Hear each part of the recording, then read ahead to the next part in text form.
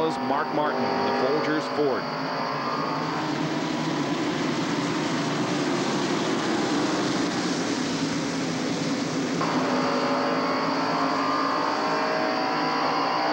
Place car right inside the fourth place car. Third place car right in front, that Folgers. They're running third, the blue car, number 42, Kyle Petty, the second place car. And naturally, the black tree is the leader, as he has been most of the night. Now, right there, Benny, that's what you mentioned at the top of the show, that glare there in turn number 4 as they come off of it. You really can't tell whether the racetrack is slick or whether it just is that way. Exactly. Look at this scramble for position. Jeff Bodine, Brett Bodine, Dave Marcus there in 71. That's Rusty Wallace in the black 27. Dick Trickle. Ken Schrader is in this, as is Jimmy Spencer and Larry Pearson.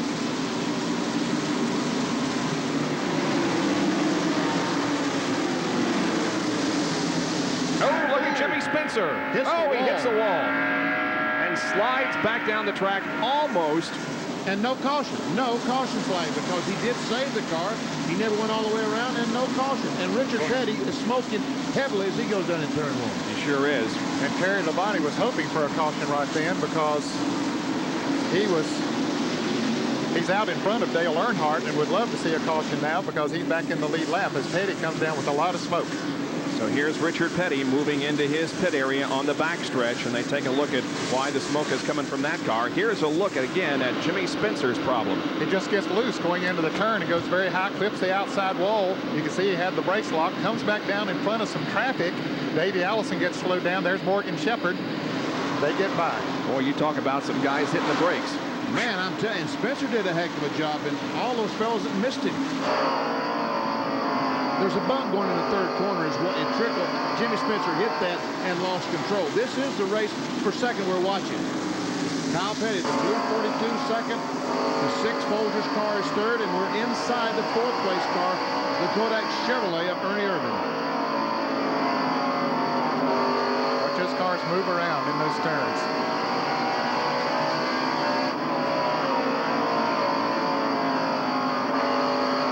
Richard Petty returns to the track. I think that in that accident with Spencer, someone ran in the back of the car and knocked a quarter pound in on the left rear tire. That's what all the smoke was. Well, Martin looking inside of Kyle Petty. Does he have position? I believe he does. Yes.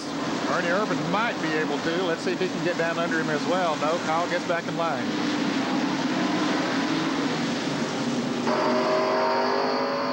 It's good racing here. Sure is. Second, third, and fourth. You know, Benny, we wondered if the second groove might come in here after running. We've gone over 200 laps here now.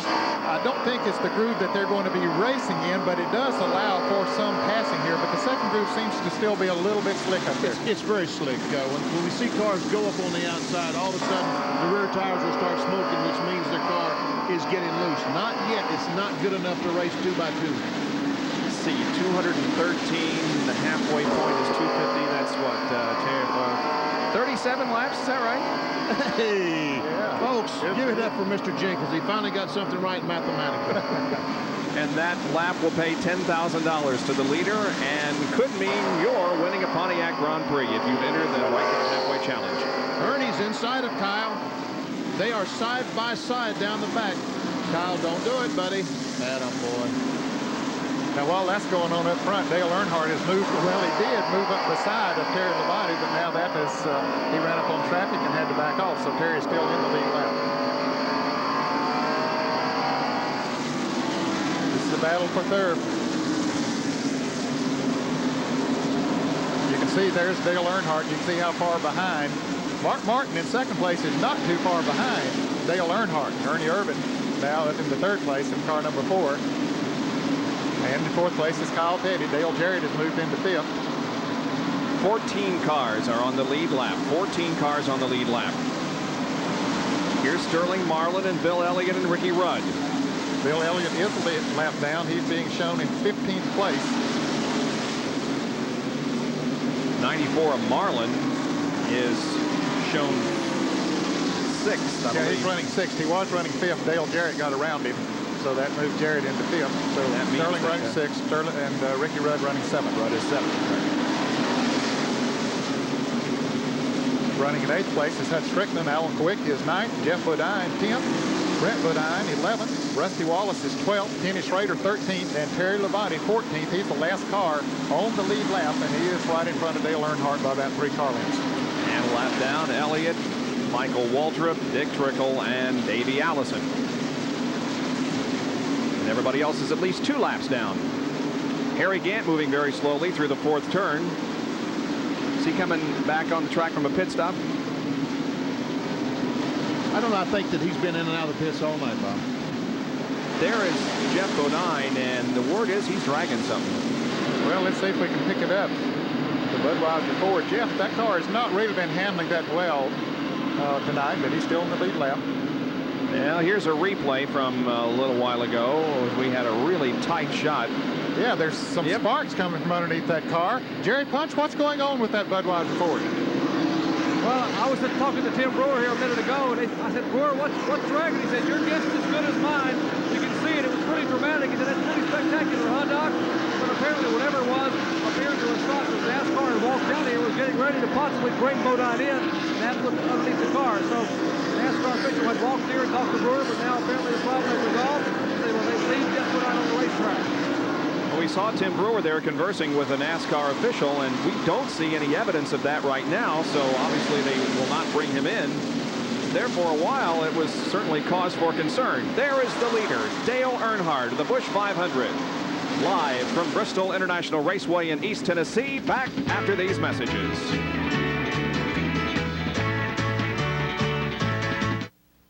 If you want the job done right, then trust the right paint. Come to Sears Labor Day paint sale. Our most popular weather beater satin finish exterior paint has been reduced to just $14.78. So see you at Sears. Sale ends Saturday, September 8th, so hurry.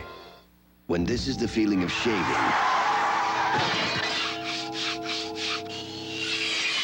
nothing feels better after. Aftershave skin conditioner. What you're about to see is a sim.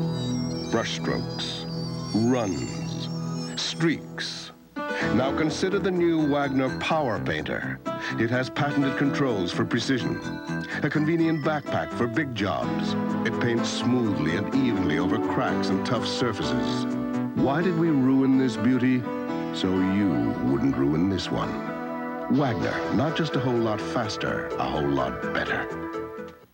What could a sleek Jaguar have in common with a fat cat that a dashing deer has in common with a nimble ram and a big bad bulldog has in common with a cute little rabbit? The same quality filter protection you can give whatever animal it is you drive. From Purolator, the world's largest filter company. Back at Bristol, where the 6th caution of the evening has come out because of an incident in turn 4 involving Morgan Shepherd. He had some contact with the wall. You can see the damage there on the rear end of the car. Watch the top right of the screen. This is from our speed shot located at the start-finish line. You can see in the top right of your screen, there he is hitting the wall. Hit it pretty good. Yes, he did. I think he had a tire go down as he went into that turn, and that's what happened. Now we understand that there may be a driver change on the 28 car, Jerry. Well, Davey has pulled the car in, and they have Rob Moroso sitting here on the wall. Moroso took quite a lick up there a minute ago down in turn 1. They're having trouble getting him. They're talking to Davey right now, possibly getting him unhooked, but they are watching now the safety cars in the back straightaway, so Davey will move away and try to come back in next time to keep from losing a lap. So Davey Allison goes back out onto the racetrack after having spent some time there in the pits. Well, you remember last year here at Bristol International Raceway in the Busch 500, it's our Winston Cup Purolator replay.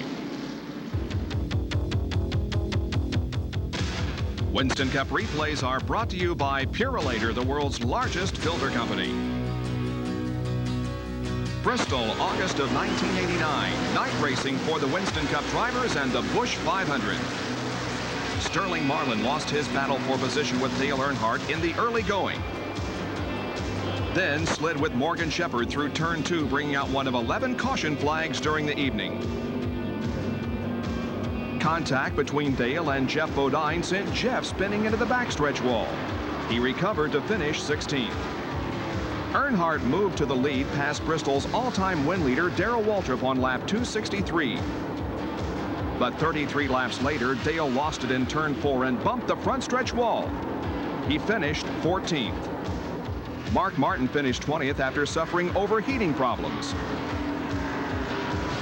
Darrell led the final 205 laps for a 5-second win over Alan Kulwicki. It was Waltrip's 11th career win on the Tennessee high banks.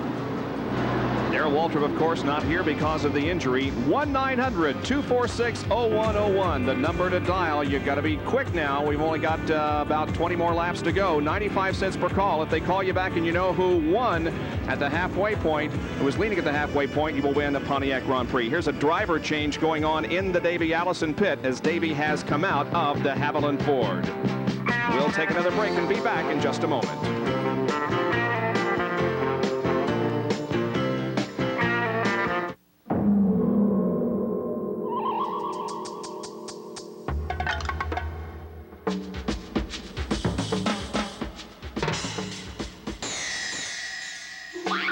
What could this off-road vehicle possibly have in common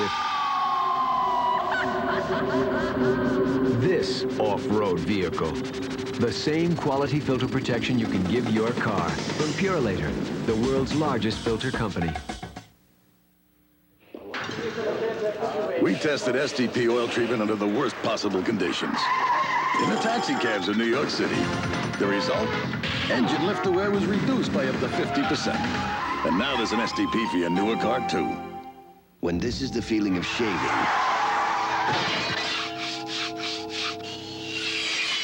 nothing feels better after. Aftershave skin conditioner. I'm Menon. George 117 in pursuit of request additional backup. You copy? 117. Same 216, we copy. Approaching 69 on block. Let's get a roadblock. More police cars throughout America come on Goodyear Eagle radials than any other brand of tires. Why? Because they want it that way. Attention all units. Goodyear Eagles. The authorities know, and it's why we say the best tires in the world have Goodyear written all over them. The Ford Thunderbird.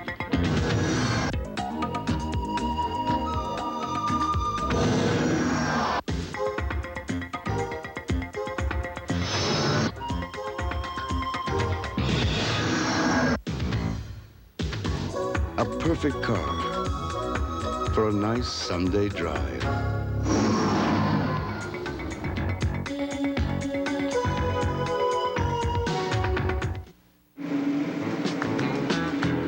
Celebrating 30 years of racing action in Bristol, Tennessee. This is Bristol International Raceway, and we are live for the Busch 500 Winston Cup race. Here are the points leaders going in Winston Cup competition and where they're running in our race right now. Mark Martin is second, Dale Earnhardt first. Jeff Bodine is running 8th, Rusty Wallace is 9th, and Morgan Shepherd is already out of the race, so he stands to drop out of the top 5. Now, we are back to racing at Bristol. The green flag has just come out, and Dale Earnhardt has picked up where he left off and is in the lead. But Mark Martin is not second anymore. He is third. Things happen quick at Bristol, Bob. Ernie Irvan has gone into second position, dropping Mark Martin back to third place. Fourth would be Dale Jarrett, and fifth is Sterling Marlin. Rob Moroso has relieved Davey Allison. Rob Moroso crashed a few laps ago, and now there he is being lapped by Dale Earnhardt. Rob Moroso driving the Haviland Ford.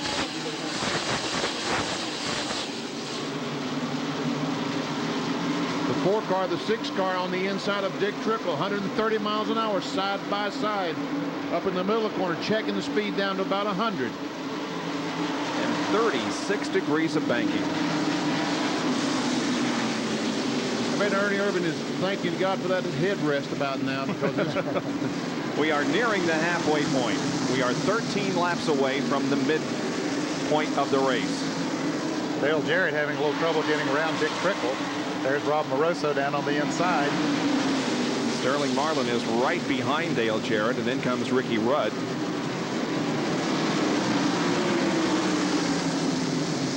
Sterling always runs good on this racetrack, too.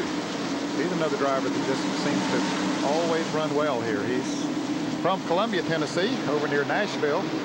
Jarrett's still not able to get around Dick Trickle. Now he puts the bumper to him.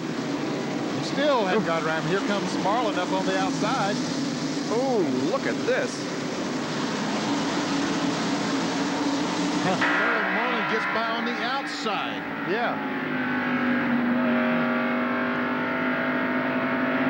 Well, now Jarrett finally gets by on the outside of Trickle, but Sterling Marlin is long gone, taking over the 4th position.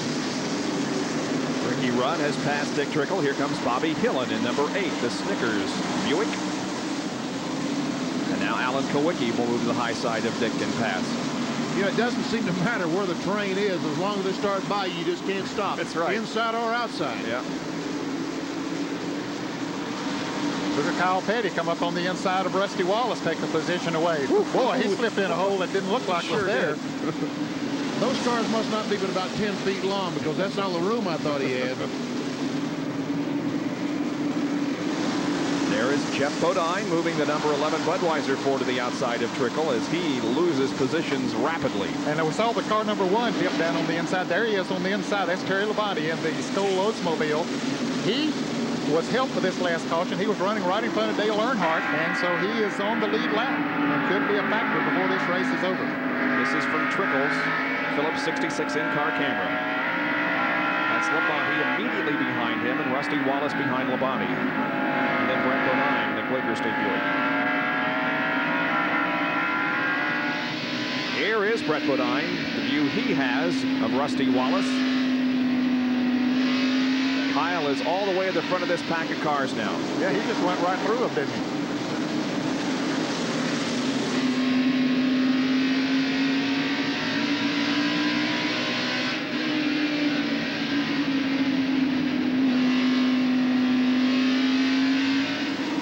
Bob, in about 4 laps, you're going to be able to tell those folks who the halfway leader is for your Gillette halfway challenge. Boy, the laps really click off here, don't they? Here's lap 247, 3 to go to the halfway point. I think Dale Earnhardt is in a pretty good situation right now.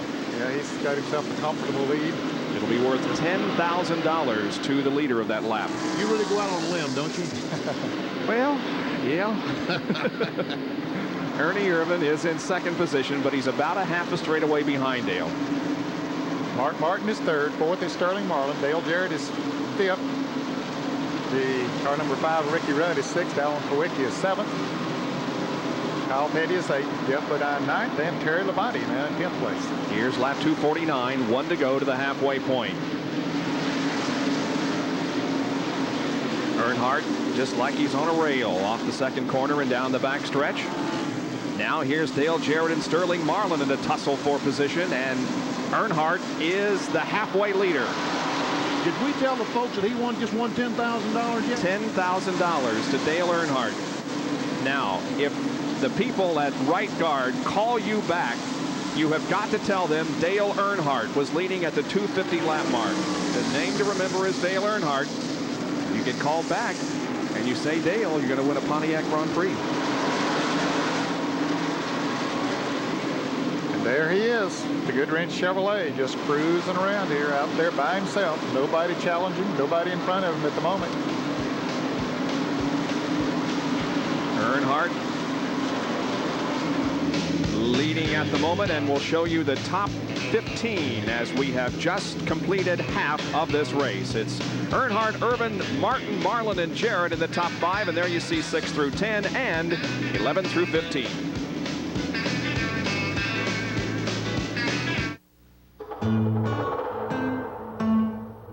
There aren't any fax machines or PCs to help you at this job. And your career path is largely determined by the mood of your horse. So why would anyone choose to work up here in the mountains? Maybe it's the fringe benefits. How fast and portable are Wagner's new cordless power painting systems? Just watch. The new cordless power roller automatically pumps paint to cover quickly and easily, with no runs or drips. The new cordless power brush is perfect for trimming any job, big or small. There's no better way to finish a job with flying colors. Anywhere. Cordless power painting from Wagner. Not just a whole lot faster, a whole lot better. Here's a value that's tough to beat. Buy a case of Quaker State and send for a $3 certificate good for a future purchase at your retailer.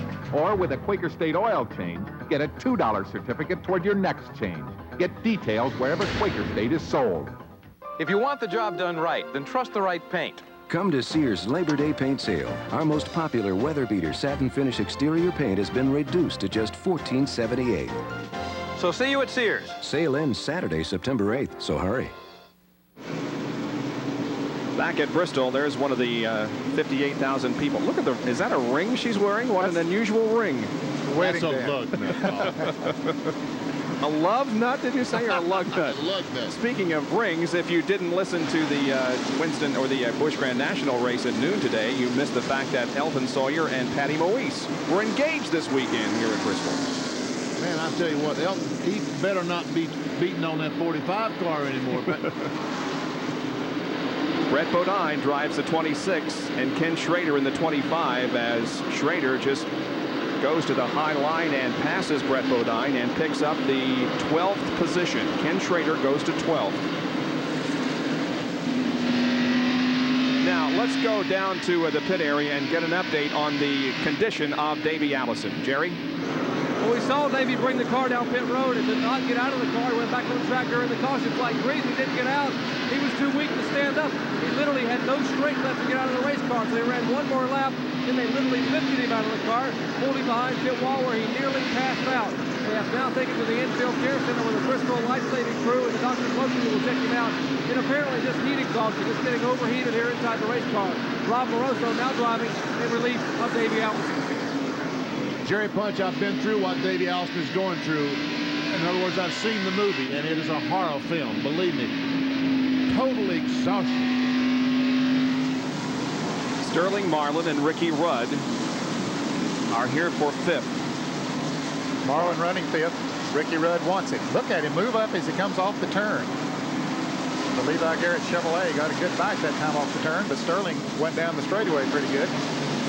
In the Sunoco Oldsmobile. Sterling started moving up a little bit in the center of the turn, Bob, and I think that's how Rudd is gaining on him.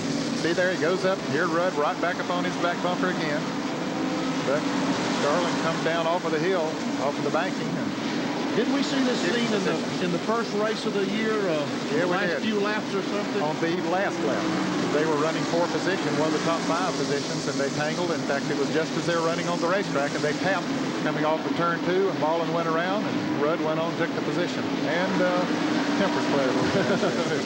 Sterling Marlin has 3 top 10 finishes on this racetrack. His best finish was a 7th. This is his 12th start at Bristol. Richard Petty has also climbed out of his car. There he is. He was also affected by the heat and humidity and possibly carbon monoxide in the STP Pontiac, so he is out of the race, or at least has gotten out of the car, and so of course is Davey Allison. Now here comes Dale Jarrett closing in on Mark Martin. It's a race for 3rd. The 6 car, the red 6 is 3rd, the 21 red and white is 4th.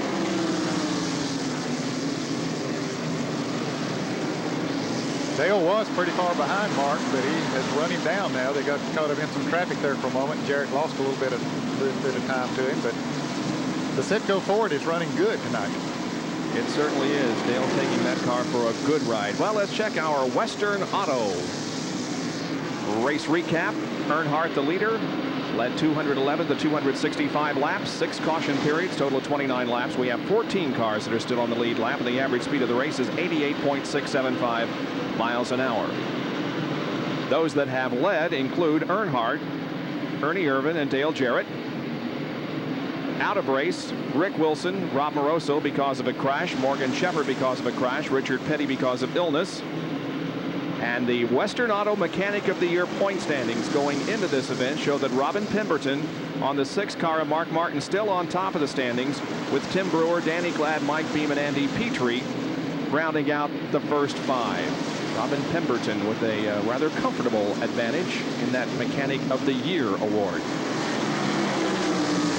As we're watching the race for third and fourth, Ricky Rudd, the Levi Garrett Chevrolet, has moved around 94 Sterling Marlin.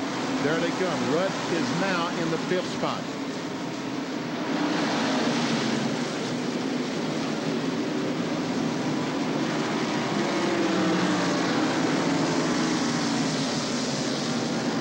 And back up front, there's Dale Earnhardt as he moves up on Jimmy Spencer to put another lap on Spencer in the Heinz Pontiac.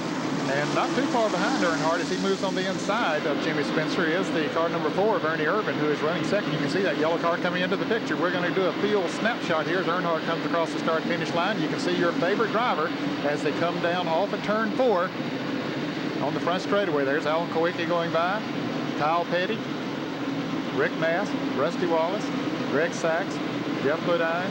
There's Brett Bodine. Also timing the lap. Last time it was about 17.4. May have been a little late shutting off the clock there, but it was a slower lap than it was earlier in the race. And that makes sense. It does make sense because the track is getting slicker. The drivers are getting exhausted. And Dale Jarrett has gotten around Mark Martin, taking over the 3rd spot. How about that? Dale Jarrett moves to 3rd position. So now it's Dale Earnhardt, Ernie Irvan, Dale Jarrett, Mark Martin, and Ricky Rudd. And here's a replay of how Dale Jarrett took the spot away from Mark.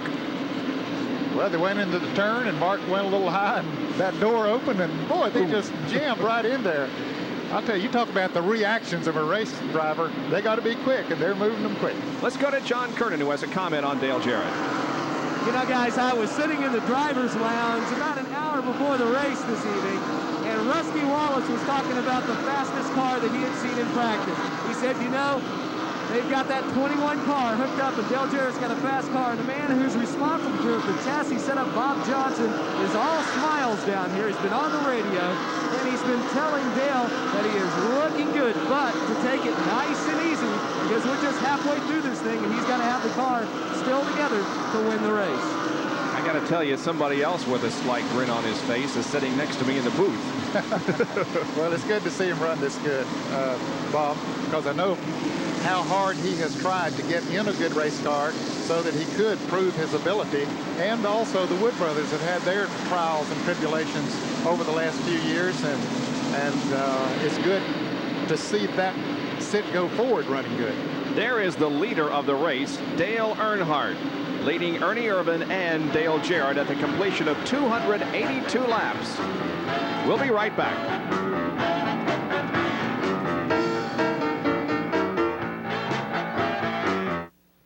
To be the official auto parts and service store of NASCAR, it takes the right parts at the right price. Right, Smokey? Right, Darrell. And the right tires. Right, Junior? Right, DW. And the right price and selection on name brand products. Right, Rusty? Right, Darrell. This week at Western Auto, the Delco Freedom 60 battery is $44.88. Delco batteries don't just fit, they match. And the right service crew to keep you running strong. Right, Jeff? Right, Darrell. That's why I take our car to Western Auto. Right, Stevie? Wrong, Darrell. I take it to Western Auto. If you love cars, you'll love Auto Week, the news weekly of motoring. Every week, Auto Week puts you inside the world's most exciting cars. GTs, sports sedans, collector cars, 4x4s, front drivers. Auto Week makes you an insider with industry news, personality profiles, old cars, columnists, the best classified anywhere. And nobody covers racing like Auto Week. You get the fastest coverage of Formula One, sports cars, stockers, Indy cars. It's all in Auto Week, the news weekly of motoring every week. Call 1-800-828-4100 to get a full year of Auto Week at our special discount price. Just $19.95 for 52 issues, only 38 cents a week. You'll save 80% off the newsstand price. Call 1-800-828-4100. Let Auto Week put you in the driver's seat every week. ESPN and the NFL team up once again for hard-hitting preseason excitement that makes this summer even hotter. The Buffalo Bills. Machine Gun Kelly is armed and loaded for this final battle before the real war begins. The Chicago Bears. Last year they were wounded. This year they're angry. The Bills battle the Bears on ESPN's NFL Football. Thursday night at 8 Eastern, live on ESPN. Back at Bristol International Raceway in the Busch 500 Winston Cup race, we're riding with second place Ernie Irvan as he chases Dale Earnhardt. There you can see Ernie's last 4 finishes here at Bristol, but they do not reflect his ability and his drives that he has had here at this racetrack. Some people are beginning to compare him to Dale Earnhardt, and we ask Ernie Irvan, is it flattering to hear that comparison? Well, you know, when I first moved back there, I really didn't know who Dale Earnhardt was, but, you know, when you move to North Carolina, you know, Concord area, it's right where Dale grew up, and everybody knew Ralph and everybody knew Dale, and watched Dale, you know, grow up through the you know, smaller ranks and go through Busch cars and things like that. It's flattering if they could compare me to anybody in the Winston Cup garage here, because everybody here is heroes in my eyes. Well, Irvan right now is just a few car lengths, 1 or 2 car lengths behind Dale Earnhardt.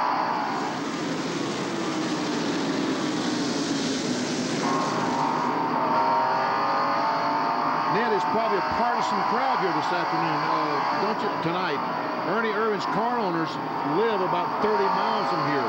The McClure team? Yeah, they're over in Abingdon, Virginia, not too far away. One of the finest facilities in all of auto racing. And, yeah, I would say a lot of these people here tonight are pulling for that Morgan McClure Chevrolet, Kodak Film Chevrolet number 4. Since it is really the only car that's based in this area that runs all of the Winston Cup races. 3 more years of Kodak sponsorship on that car. Ernie Irvan signed up. Yep, they announced that here today at noon. Back to the number 6 and 5 cars. And there is Mark Martin in the number 6 car. So Jared has run away from Mark Martin, but Ricky Rudd has run him down. Rudd running in the 5th place in the car number 5. In fact, Jared is gaining on the leaders. And there's trouble on the backstretch as Rob Moroso and Bobby Hillen tangled, and Moroso is down to the inside of the track, and there's a race to the line. Here comes Ernie Irvan passing Dale Earnhardt, and as they come down to the stripe, racing back to the yellow, oh, Earnhardt passed him. What a move he made there. Man. It's like Dale said, you can't do that to me. Ernie had him in turn 3, and Earnhardt had him at the line. Let's take a look at it once again. Now, watch Irvan pass him going into turn 3. Yeah, they ran up on Dick Trickle, and so Earnhardt slowed down a little bit, and Irvan just ran right on in there. Here's Butch Miller. He's trying to get one of his laps back, and then Earnhardt just turns her left down on the inside, gets a bite, and beats Irvan back to the line. Don't know what it means, except that he gets to go in the pits first. That's right. And let's go to the pits, and Dale Earnhardt is in there with Jared Kunt. Well, the Goodrich crew now will go to work on Earnhardt's car, and they see a little bit of a chuckle. They watched him make that move coming out of turn 4 to make sure he was going to lead that lap back to the caution flag. And Ernie Irvan on the bottom of your screen, Earnhardt on top, the Goodrich crew now working on the left side. Likewise, the Kodak crew working on the left side of the Ernie Irvan car. Left side tires are on the Goodrich Chevrolet. Trouble now with the left front. They have trouble getting the lug nuts on. Irvan is down on the jack. He is moving down pit road. Dale Jarrett already out. And Earnhardt will just nudge Ernie Irvan off pit road for turn 1. Well, that was a tight race out of the pits, but Earnhardt, by virtue of the fact that he's pitted closer to the line, won over Ernie Irvan, and Dale Jarrett will be the leader of the race. Yeah, he only changed 2 tires on the sit-go forward. That helped him some. He did that a little bit earlier and led the race for a while, so apparently that car works okay with just right side tires on it. Under a caution because of a spin on the backstretch by Rob Moroso driving Davey Allison's car in release. We're at the 2:99 lap mark.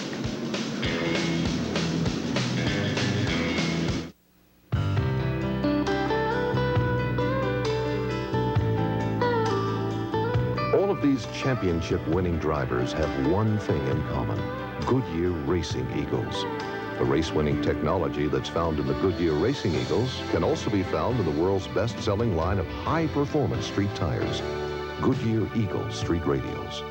The champions know, and it's why we say the best tires in the world have Goodyear written all over them. The Ford Escort GT is completely new, and the difference it makes is right here in black and white.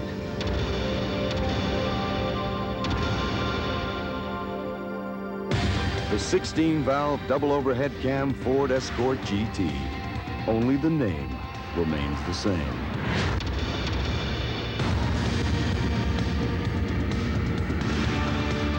Have you driven a Ford lately? Back at Bristol International Raceway, Bob Jenkins, Ned Jarrett, Benny Parsons, John Kernan, and Dr. Jerry Punch on hand for all the action. Here's the reason that we are under our 7th caution of the evening. Bobby Hillen and Rob Moroso, who's driving the car number 28, get together in the Moroso car, the Davey Allison car, spins down to the inside and comes to the rest right next to the pit wall.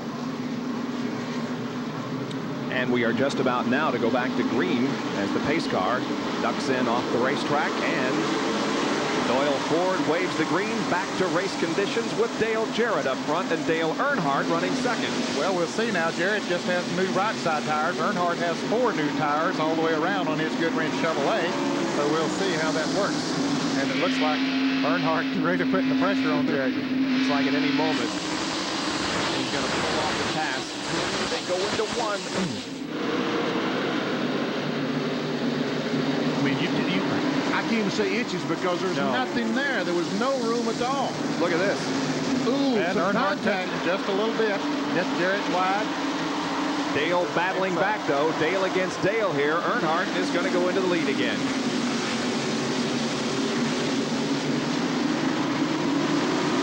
That black 3 is awfully strong.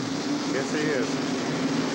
Now, Dale Jarrett's car has been running better after they run about 25 or 30 laps. I don't know if that'll be the case this time or not, but I've noticed after he runs a while that he runs a little bit better. The car moving up and turning a little bit there. Now, Michael Waltrip, who is in that Maxwell house, number 30, just ahead of Ernie Irvan, is not on the lead lap. So Ernie Irvan, with whom we are riding right now, is 3rd position. And he's trying desperately to get by Michael to get up and try to race with Dale Jarrett and Dale Earnhardt, and he does make the pass. So now he sets his sights on 2nd place, Dale Jarrett. Running in 4th place is Mark Martin. Rusty Wallace now up in the top 5. I believe that's the first time we've seen him up in the top 5 tonight. I believe it is. Well, since the start of the race, he was running about 3rd or 4th to begin with, but you're right, in the last 100 laps, he's been back about the 10th, 12th spot. Ernie Irvan is 3rd at the moment, but he's breathing down Dale Jarrett's neck. Yeah, I think those 4 tires makes a difference. Looks like it makes a huge difference.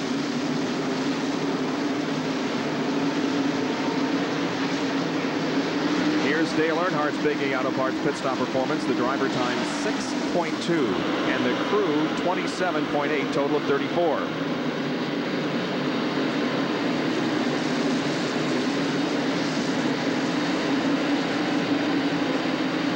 Where we measure the driver time is coming off turn 4, going down pit road, and as the exit into turn 1. But Dale Earnhardt, when he leaves the pits, he basically goes across the line, so he just is able to fly down pit road. That's one reason that his time is, the driver time is always so good.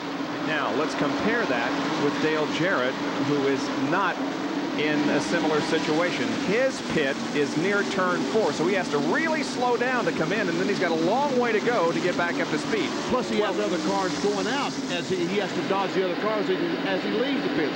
So he was almost 5 or 6 seconds slower than Earnhardt in driver time. But again, it does reflect on the driver. It's just where they're positioned on pit road. Exactly. And right now, Dale Jarrett battles to keep Ernie Irvan back there in 3rd.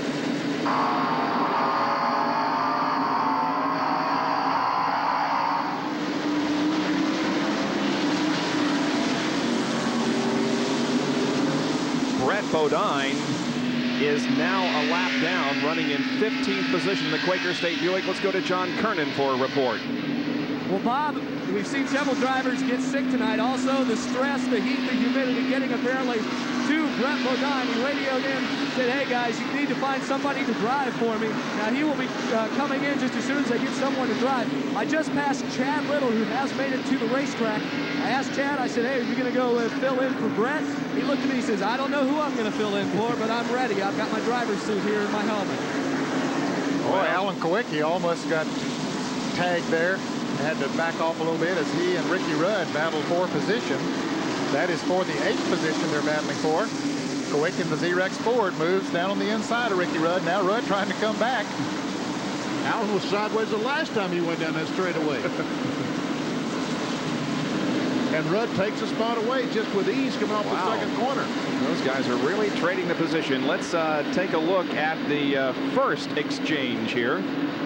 Well, there's Hutch Strickland in car number 12, and Allen slid up into him just a little bit and had to back off. Rudd moved up on the outside of him, and then as he went into the turn, they touched together, so they've changed that position a couple times. Now Ricky Rudd has it for sure. And the number 21 car of Jarrett continues to hang on to second place over Ernie Irvan in car number 4. The leader of the race is Dale Earnhardt. And folks, you're not going to see him because he's slam out of the picture. He is moving away.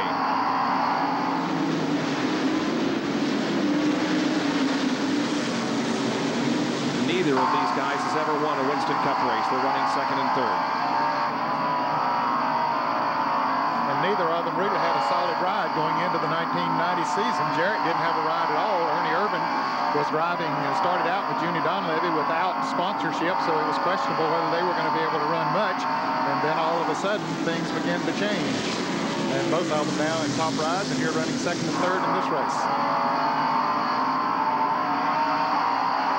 Of course, Jarrett got in the Citgo Ford as a result of Neil Bonnet having a misfortune at Darlington, where we'll be next week. That was back on April the 1st when Neil Bonnet was injured in the Citgo Ford. Neil forming his own race team, is that what I hear? Well, I hear he's going to manage a team for Jeff Purvis is going to be the driver. I guess Phoenix Construction is Purvis's longtime sponsor, is going to be affiliated with the team. But and also Neil Bonnet is going to be. I saw him yesterday. He looks good. Yep. Look at those fellas moving around on that racetrack. They're getting a workout.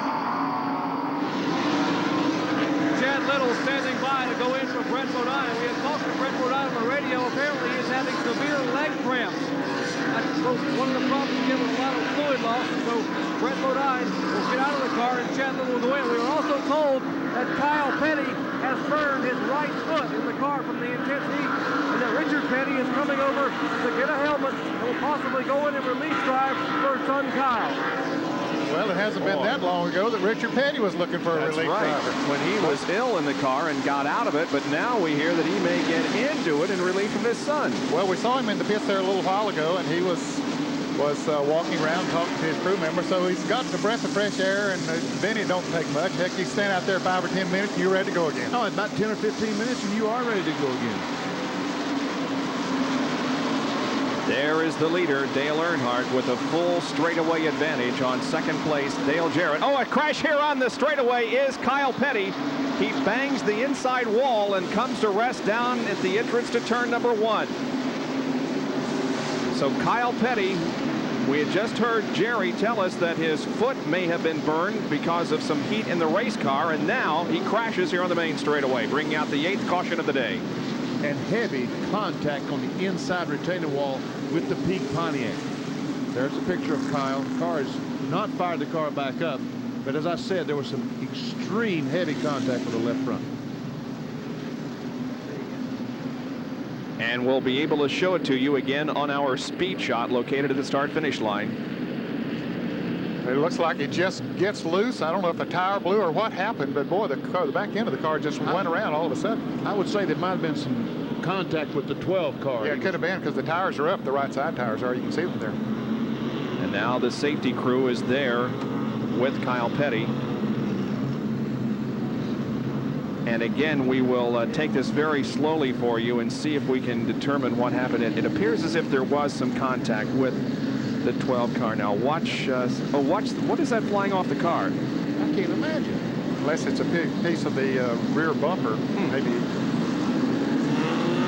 Those rear bumpers are plexiglass, fiberglass, or something like that. So we do have a driver change here on the 26 car as Brett Bodine climbs out and Chad Little gets in the Quaker State Buick.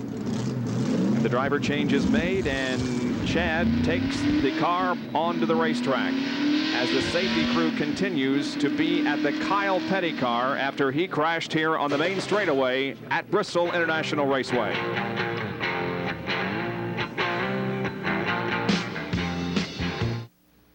I don't worry about the quality of parts my mechanic uses. Put in whatever's cheapest, son. Heck, I'm gonna get rid of it once the ashtrays are full anyway. Automotive technicians like your Big A Pro know quality service starts with quality parts, and your Big A Pro's got them. So look for the sign of the Big A Pro, your sign of quality parts and service nationwide. So, how's it look, son?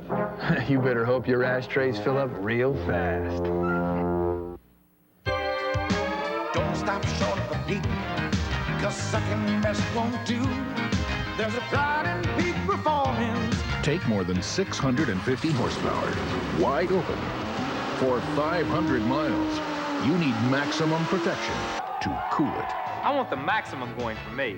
That's why I've got peak on my cars and in my cars every time. Don't stop short of the peak. No, don't stop short of the peak. How fast and portable are Wagner's new cordless power painting systems? Just watch. The new cordless power roller automatically pumps paint to cover quickly and easily, with no runs or drips. The new cordless power brush is perfect for trimming any job, big or small. There's no better way to finish a job with flying colors.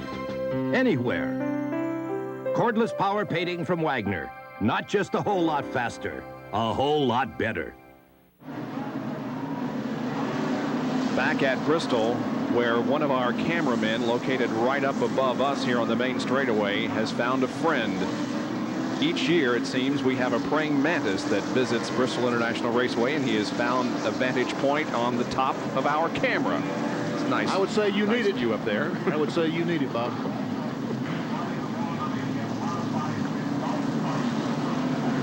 While the work continues in turn number 1, Kyle Petty has crashed in that area. Let's see what's on Jerry Punch's mind in this week's Track Fact.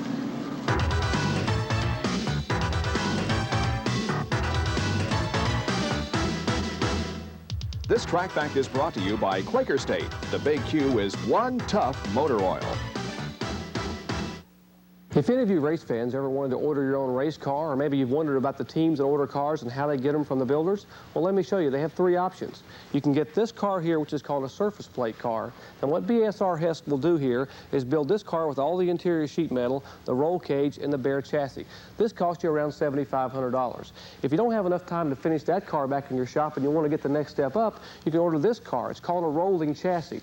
It's basically a surface plate car with the chassis components attached and the tires so you can roll it out of the shop. Now this car will cost you around $13,000. If you're really pushed for time, trying to get back to the racetrack in a hurry, you call Billy Hess and say, hey, I want a turnkey job.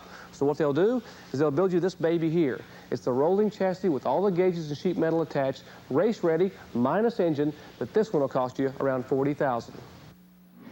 Now, all you folks that you see my son at the racetrack and don't know why he doesn't have a car like that, I can't afford something like that. Oh, come on, Benny. Hey.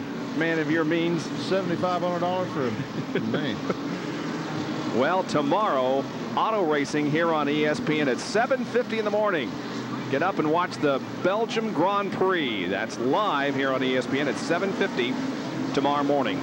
Then in the afternoon, the Little League World Series Championship game between Shippensburg, Pennsylvania and Chinese Taipei at 5:30 in the evening. And then baseball of the professional variety features the Oakland A's against the Detroit Tigers. That's at 8 o'clock tomorrow night, Sunday Night Baseball here on ESPN.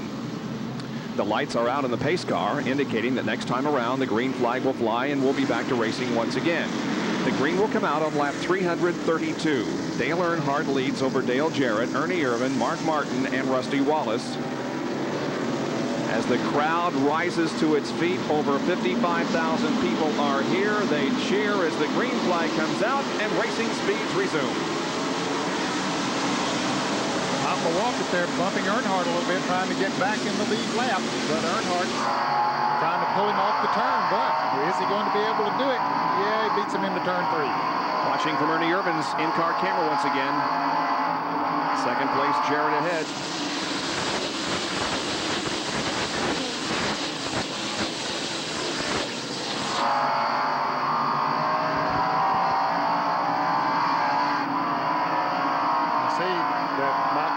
Separates the 2 Dales, Dale Earnhardt and Dale Jarrett. Bruce Earnhardt was having no trouble pulling away before this caution came out.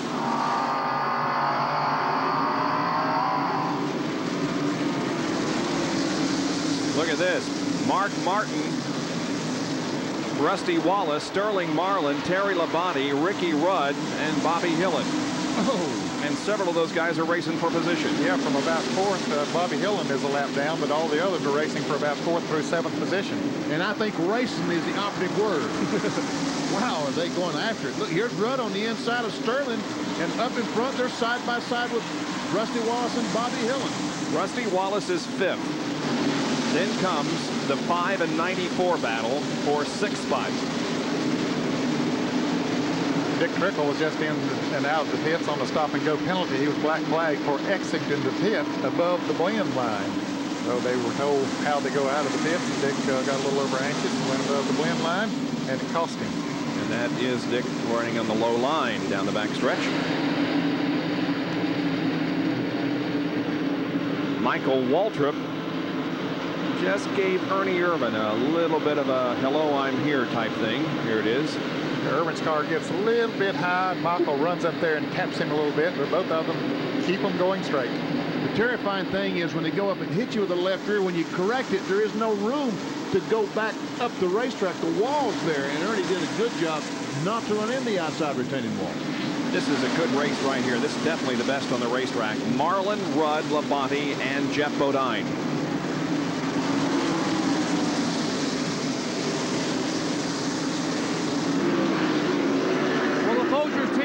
Just a minute ago and put 2 tires up on the wall. Apparently they signaled me that Mark may think he has a right front tire problem. The car may just be very, very loose on him, but they have went ahead and put a right front and a right rear tire on the wall, and they're ready for him in case he does dive down pit road out of turn 4. Well, he's right now in 4th position, but Rusty Wallace is right behind him. Just ahead is Hut Strickland there in car number 12. He's not on the same lap as Martin and Wallace. In fact, Hut Strickland being shown in 13th position, 1 lap down.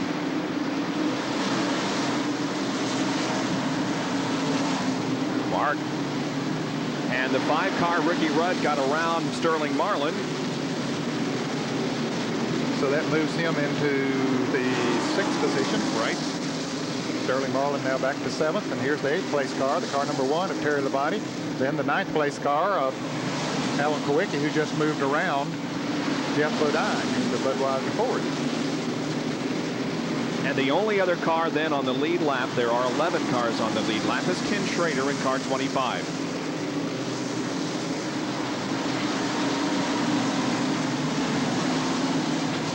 We saw Kowicki earlier in the night. One of the fastest cars on the track. Looks like he's trying to get back to the front. Good run with the leader, but getting there is going to be the problem. Well, that track position is so important, Denny, and we noticed that he lost a lot of time on that 1 pit stop, and he just has never been back up there since then. And here is Alan Kowicki moving inside of Terry Labonte and taking over the 8th spot. Alan Kowicki moves to 8th. Every week it seems like at the top of the show, we talk about pit stops and how important they are. And I don't think we can stress too much. Ned mentioned 10 seconds. 10 seconds that Alan Kowicki lost in the pits, and he still hasn't made up for it 200 laps later.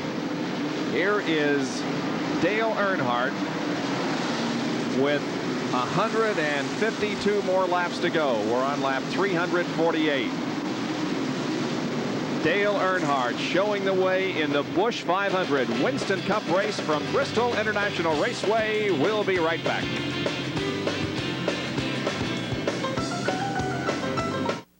It is one of the most rigorously tested fluids on Earth, relentlessly measured for maximum protection against the friction, the heat, and stress of today's engines. It is today's Quaker State. The Big Q is one tough motor oil. Here's a value that's tough to beat. Buy a case of Quaker State and send for a $3 certificate good for a future purchase at your retailer. Or with a Quaker State oil change, get a $2 certificate toward your next change. Get details wherever Quaker State is sold.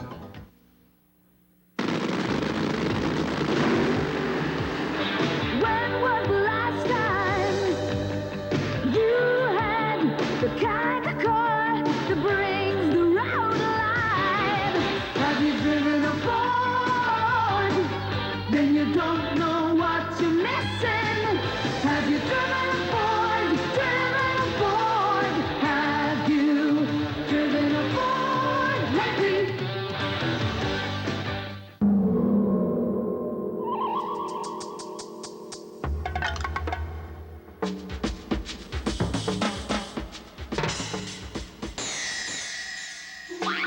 What could this off-road vehicle possibly have in common with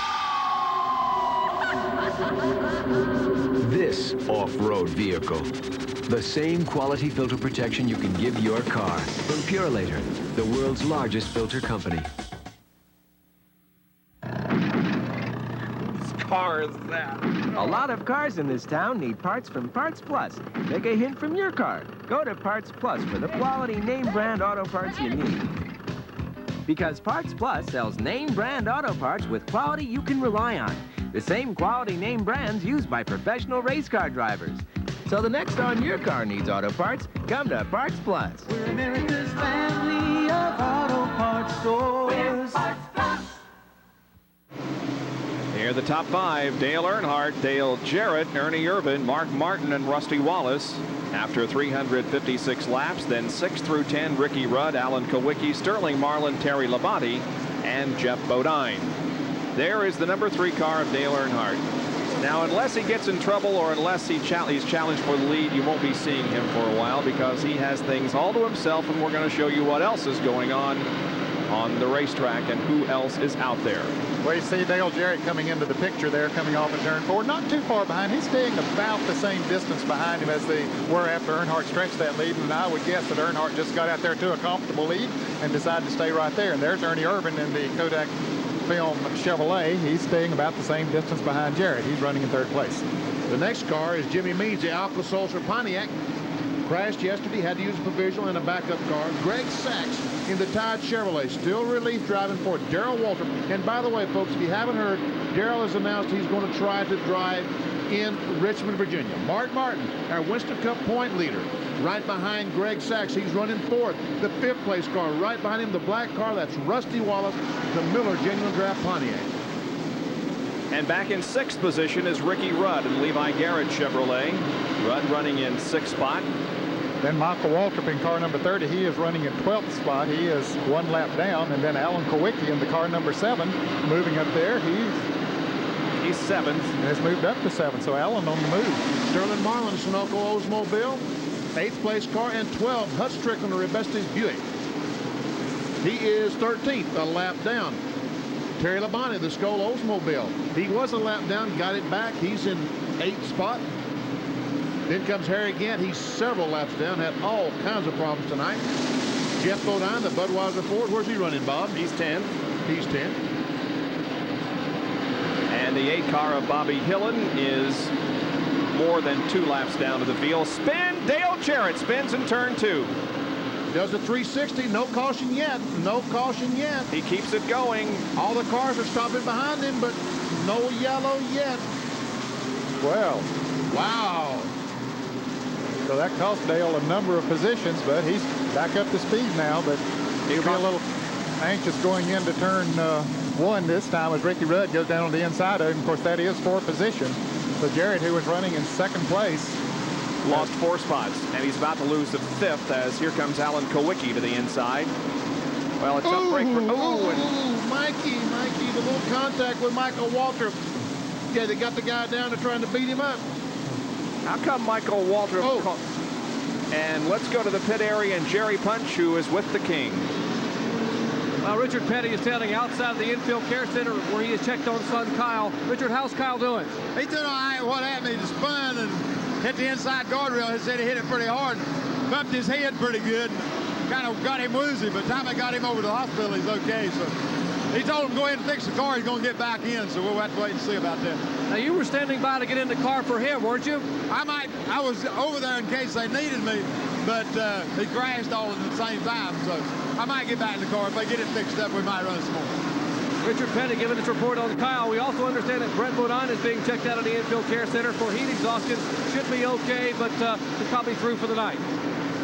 I didn't hardly recognize Richard without his sunglasses. Did you, Bob? Boy, ain't that the truth. You rarely see him without sunglasses, but of course here at night, you don't need them. Now here's a replay of Dale Jarrett's spin from Ernie Irvan's in-car camera. Of course, Ernie running in 3rd place and Jarrett running in 2nd. He goes into turn 1, and it looks like he clips the Dave Marcus car just a little bit going into the turn, and that sent him in the spin. Boy, Ernie had to narrowly avoid Dave Marcus there and then drive past Jarrett. And speaking of there's the same two cars. The 71 car, Dave Marcus, the Big Apple Market Chevrolet. Dale Jarrett gets by safely this time down in turn 1. That had to heat up those tires a little bit when he made that 360, Benny. Don't look like the car is running quite as well as it was before. I think you're exactly right. And you know, folks, we talk about the one groove. The best groove on the racetrack is right on the bottom.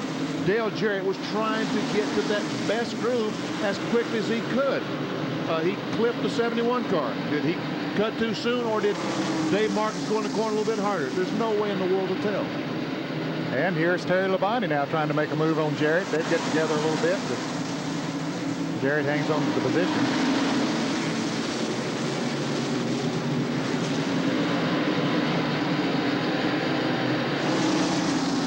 So Dale Jarrett, after suffering that spin, has dropped all the way back to 7th position, but certainly is not out of this by any means. There is the guy who's led all but 60 laps of this event, Dale Earnhardt.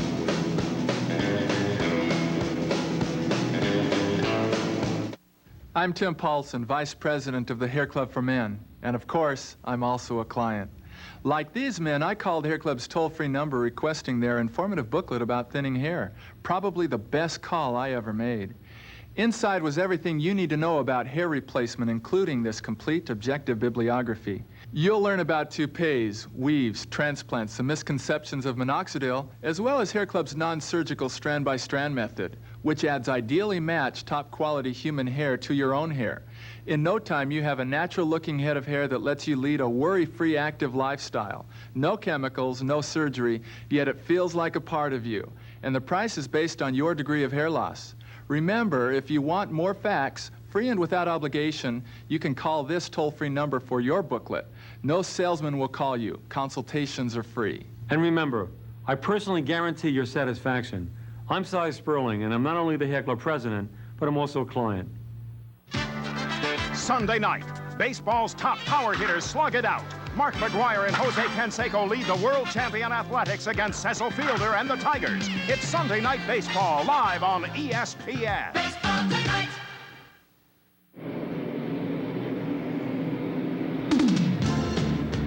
Bristol International Raceway in East Tennessee, presenting the NASCAR Busch 500 Winston Cup race on this Saturday evening. We're glad you could be with us for our Speed World coverage of this event, which is being brought to you by Ford and your Ford dealer. Have you driven a Ford lately? By Robert Bosch Corporation, makers of Bosch Platinum, the ultimate spark plug. And by Purolator, the world's largest filter company. 120 laps to go in this 500-lap race, and Ricky Rudd is on pit road, relinquishing 5th position. Yeah, this, I think, would be an unscheduled stop, although it's been a while. They didn't stop under that last caution, did or some of them? Yeah, they did, so it has a flat tire, I guess. Yes, he does have a flat tire. Some of our spotters have reported they're scanning the Rudd conversations, and he does have a flat tire. Well, it's a tough break. I thought it would be an unscheduled pit stop, and they're going to change all 4 tires, and this will cost him at least a couple of laps.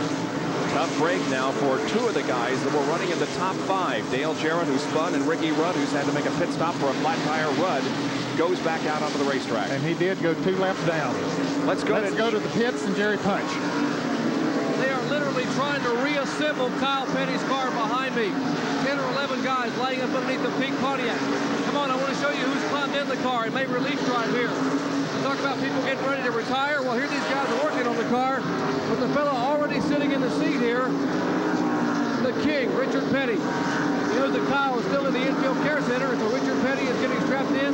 He will go back out of the pink Pontiac and try to relief drive for son Kyle. Well, the king is getting all strapped in, and we could see him back in the race here in just a few moments if they can get the repairs made on that pink Pontiac. And Richard, what's he looking for? I don't know. Looks like he's never been in a race car before. Gee, what's this? He couldn't find the key. Well, that car is pretty well beat up, so let's hope they can get it back in competition. You know, and folks, we're not, again, it sounds like we might be making fun of Kyle's problems and what have you. We're not. We know that Kyle is, you know, he's okay, but he's going to be sore tomorrow because he did hit that wall awfully hard. Nor are we making fun in any way of Richard Petty, who Hey. What can you say about him, right? He's my hero and has been for many, many years. Ernie Irvan continues to run second on the field to Dale Earnhardt.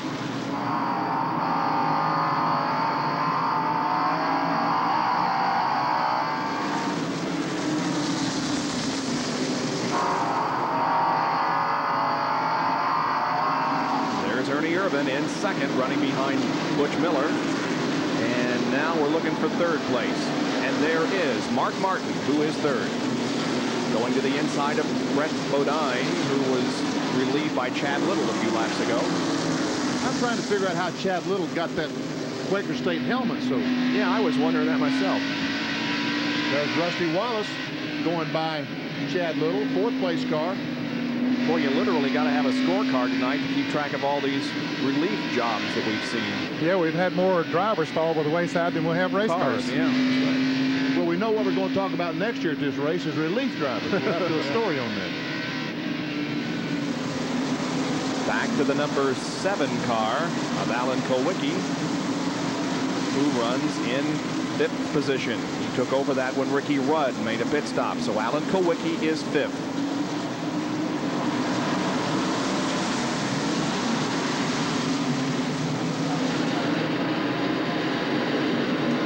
Approaching some traffic now is Alan Kulwicki, dropping on back, and there's Rudd. But remember, he lost 2 laps when he made that unscheduled pit stop.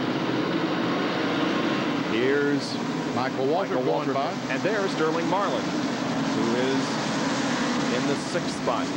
And Dale Earnhardt has gone around Jeff Bodine, put him a lap down, so now there are only 8 cars on the lead lap. And they are Dale Earnhardt, the car number 4 of Ernie Irvan, then Mark Martin, Rusty Wallace, and Alan Kulwicki, and the car number 94 that we see on the screen there is Sterling Marlin, the car number 1 of Terry Labonte and Dale Jarrett in car number 21, currently running in 8th place, and he's not too far from going a lap down. Terry Labonte from Corpus Christi, Texas, the 7th place machine. And as Ned said, the final car on the lead lap is right here, right behind. There he is, Harry Gant. That's Dale Jarrett. And that car definitely not running up to what it was running earlier. There's no car between Dale Earnhardt and Dale Jarrett now, even though there's about a straightaway between them, but there's no race cars between them. You can see the car appears to be very loose as it comes off the turn. And our congratulations to Landa Bethea of Jacksonville, North Carolina, who won a Pontiac Grand Prix tonight in the Right Guard Halfway Challenge. She knew that Dale Earnhardt was the leader of the halfway point, and she registered by calling the number that we showed you earlier in the race and won the car. Now, you can also enter these sweepstakes by mail, so don't just think that you have to do the 900 number. Now, here is Dale Earnhardt leading, but he is closing in on Dale Jarrett. Oh, we have a spin in turn 2. Chad Little has spun the Quaker State Buick. And that'll be a break for Dale Jarrett because he was about to go a lap down with those worn tires, and it looked like the Quaker State Buick has backed into the wall pretty good. Yep, and the car is in the infield. The bottom of turn 2, it does bring out another caution period, our 9th of the evening. Looks like he might be stuck. Yep, stuck in the grass. I think Jeff Burton got stuck down there in the gravel last night after he tagged the ball in the Busch Grand National race. So he decides to go the other way. Downhill is a lot easier to go. Here's Earnhardt headed to the pits, and Jerry Punch is there. Dale Earnhardt bringing the Goodrich Chevrolet down pit road. They will change all 4 tires, and again, they've cleaned the windshield. Very important with the visibility at night here to get that windshield as clean as possible. Right side tires are already off, and the lug nuts already off the left side. Here's Rusty Wallace pulling in. Mark Martin pitting right behind Earnhardt.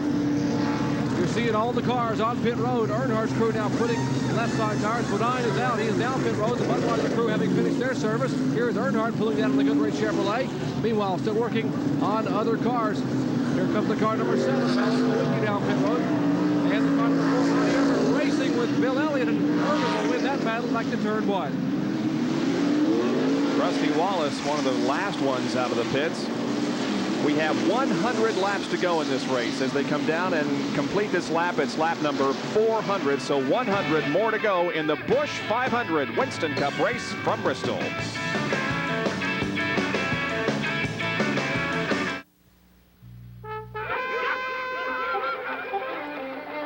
In a civilized society, a personal grooming lapse can result in a mortifying loss of station, so it behooves one to emanate the proper air.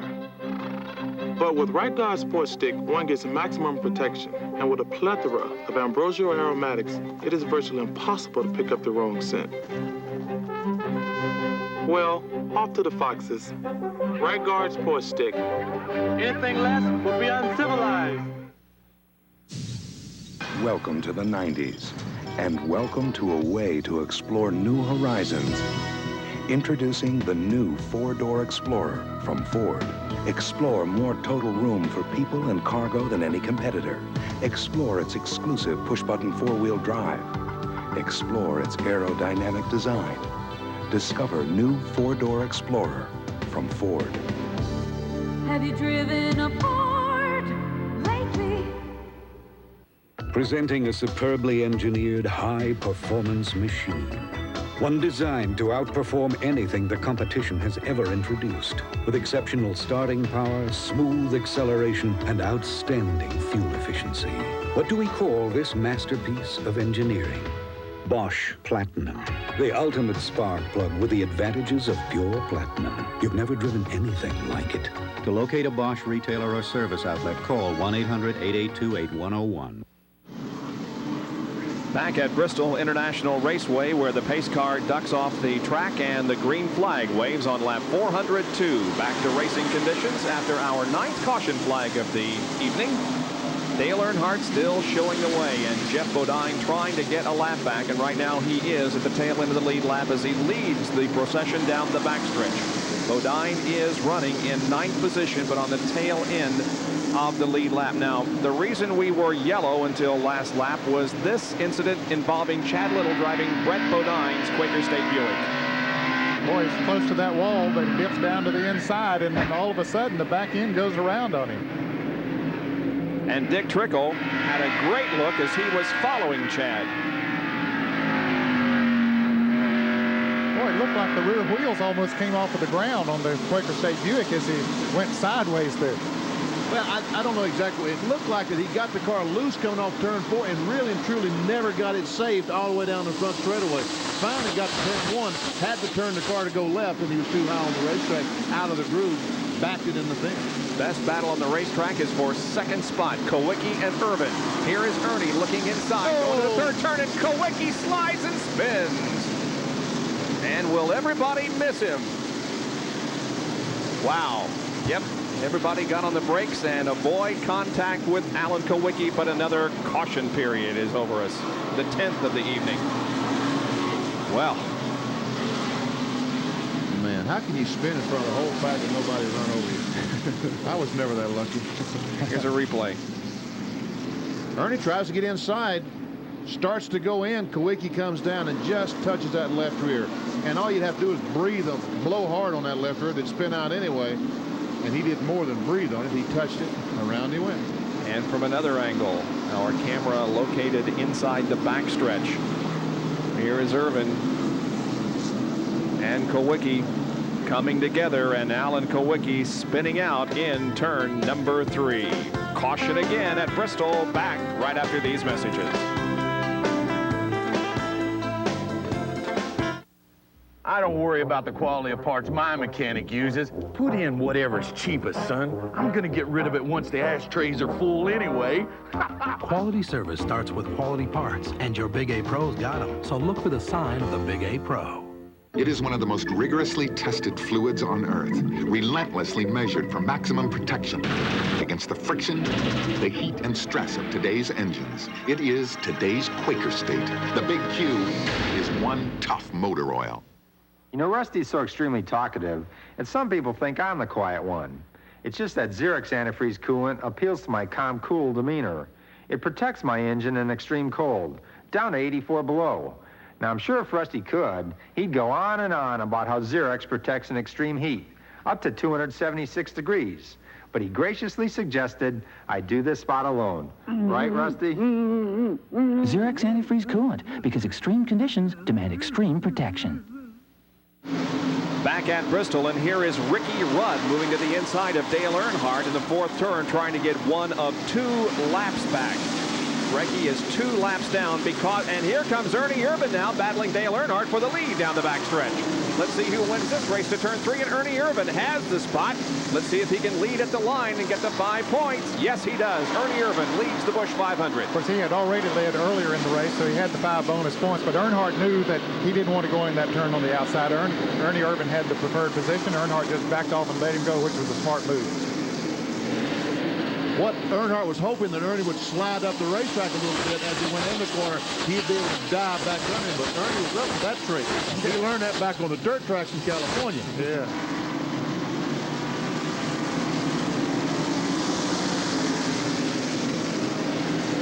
There's Mark Martin coming up in 3rd place. Rusty Wallace running in 4th place. Dale Jarrett now in 5th place. 6th is Terry Labonte. Mark Martin is all over Dale Earnhardt. Oh, and some sparks there from the Earnhardt car. Did you see that? No, I didn't see that. Some kind of sparks from the back end of the car. We understand they might have a flat tire. How about that? Chevrolet. He definitely is off the pace from what he was running earlier. So if the tire's going down, yes, yeah, big sparks coming from it. I saw it that time, Bob, for sure.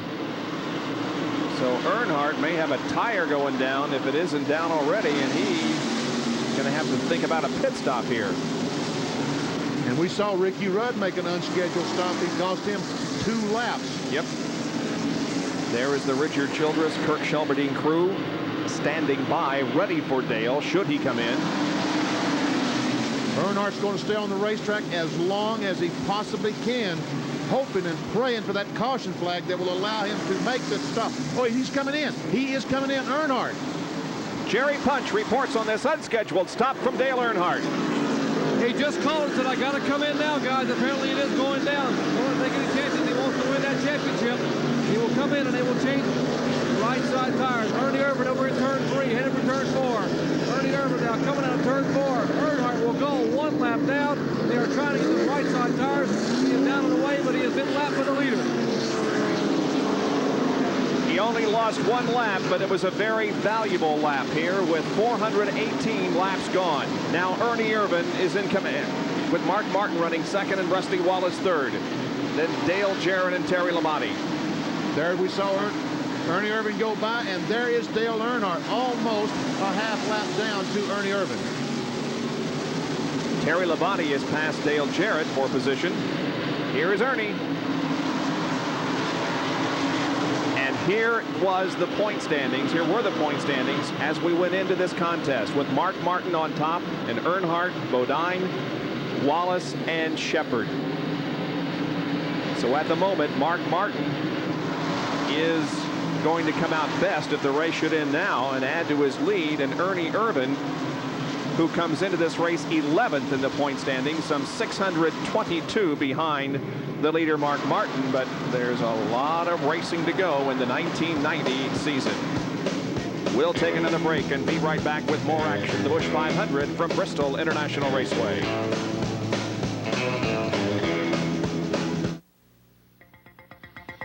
The Ford Thunderbird.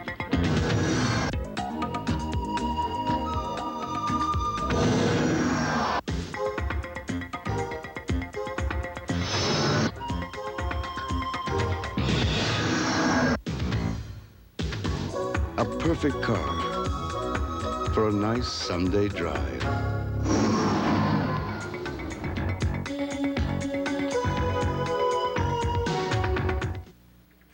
If you think a muffler is something you just stick under your car, think again. The wrong one can really hurt your engine performance and fuel economy. We know. We've been engineering, building, and installing mufflers for 34 years. You get a muffler here, it's Midas quality. Installed by Midas-trained experts and guaranteed for as long as you own your car. All at a great price. At Midas, we do the job once, and we do it right. Nobody beats Midas. Nobody. Under the lights, thinking back to late 1959 when they started building Bristol International Raceway. This is the only race in the Winston Cup schedule that is held under the lights, and it's a dandy. Irvan leads Mark Martin, Rusty Wallace, Terry Labonte, and Dale Jarrett. Sterling Marlin is 6th, followed by Alan Kowicki, Michael Waltrip, Dale Earnhardt now 9th, a lap down, and Ken Schrader is in 10th position. 426 circuits have been completed. There is Ernie Irvan looking for his first Winston Cup win of his career. Let's go to Jerry Punch, who has some information on some great drivers who've taken the checkered flag here. Well, Bob, when you think about the fact of how well Ernie Irvan and Dale Jarrett are both running here tonight, neither driver has ever won a Winston Cup race. Talking about drivers who have won their first Winston Cup race here and gone on to be superstars, well, in 1979, in only his 18th start, Dale Earnhardt won his first ever Winston Cup race here and went on to win the Winston Cup championship a year later. It was 1986 when Rusty Wallace won his first ever Winston Cup race here and, of course, won the championship just 3 years later. So it bodes pretty well for drivers like Dale Jarrett and Ernie Irvan. Right now, there is Dale Jarrett, who is in 5th position. And there's the leader, and Mark Martin, who is not too far behind Ernie Irvan. No, he's might be closing in on him a little bit, Bob. After they got out some traffic, he's running very strong now in the Folgers Ford. 69 laps to go. And folks, last week, I'm sure you were watching, but Mark Martin, this whatever color you call that, maroon number 6, dominated the Michigan race. On a 2-mile racetrack, we're at a half-mile, but he looks like he may be closing in on that 4-car. Putting another lap on Rick Mast in car number 22.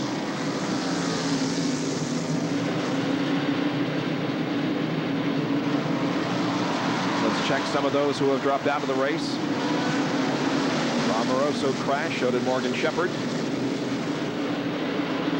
Richard Petty, Brett Bodine, and Derek Cope. So the attrition has been pretty low here tonight, as much banging around as we've seen out there. That's for sure. That hasn't been all that bad at all. A lot of guys would probably have parked their car, but they knew that somebody wanted a relief drive when they parked, so they might as well stay out there in their own car.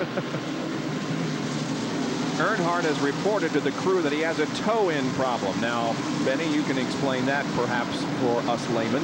Well, we saw a little smoke off the right front of that car as he came off the 4th corner. So he just couldn't posture.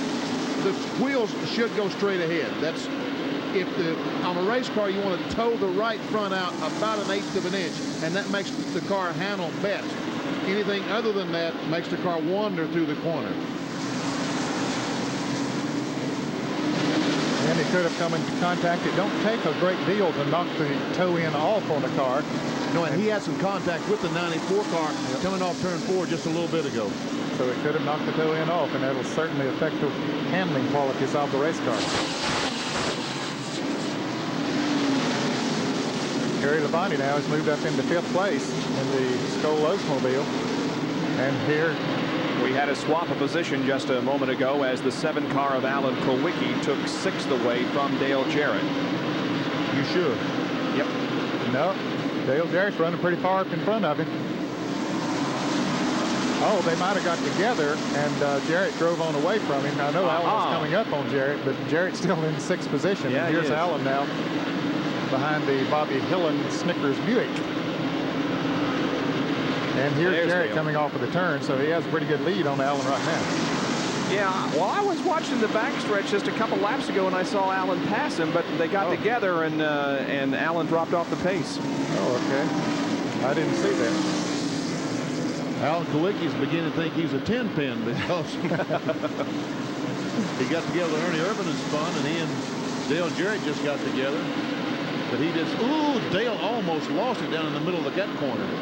That car since he spun, has not been working very well. They only put 2 tires on it during that last caution, and the left side has already had a spin on him, so that had to hurt him some.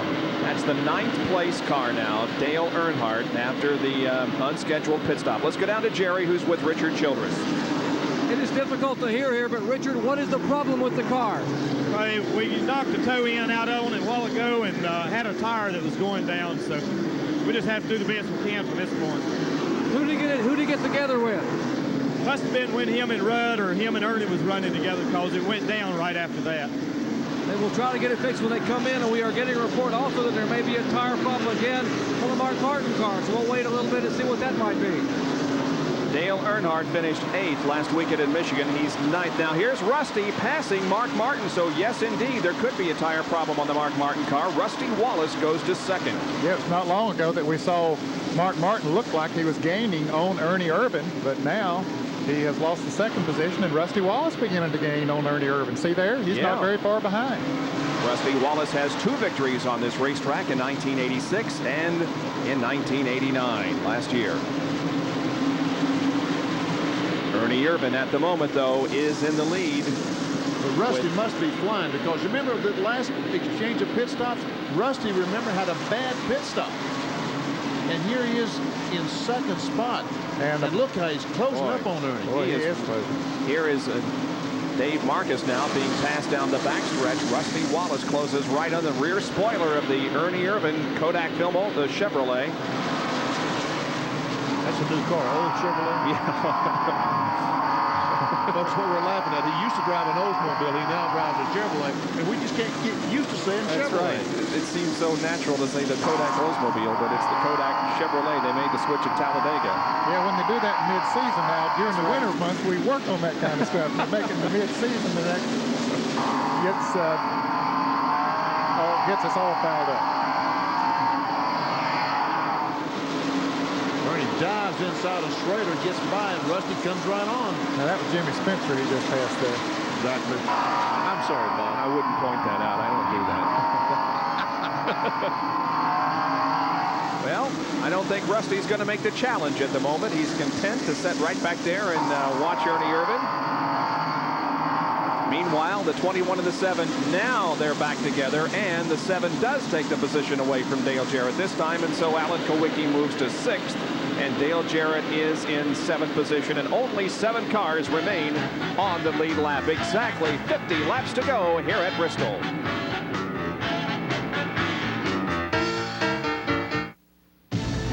Days of Thunder, this summer's most exciting movie.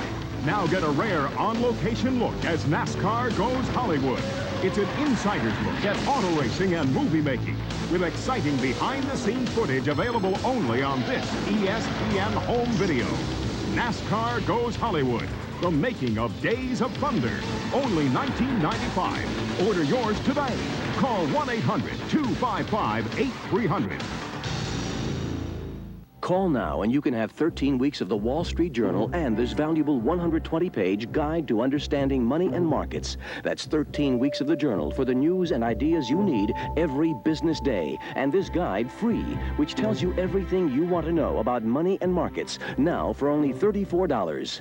Call toll-free 800-832-8700. Today's Wall Street Journal. Faster, tougher, smarter. Call 800-832-8700 now. There's something to shout about on ESPN. Hawkins may go all the way. A 20, 15, 10, 5. Touchdown.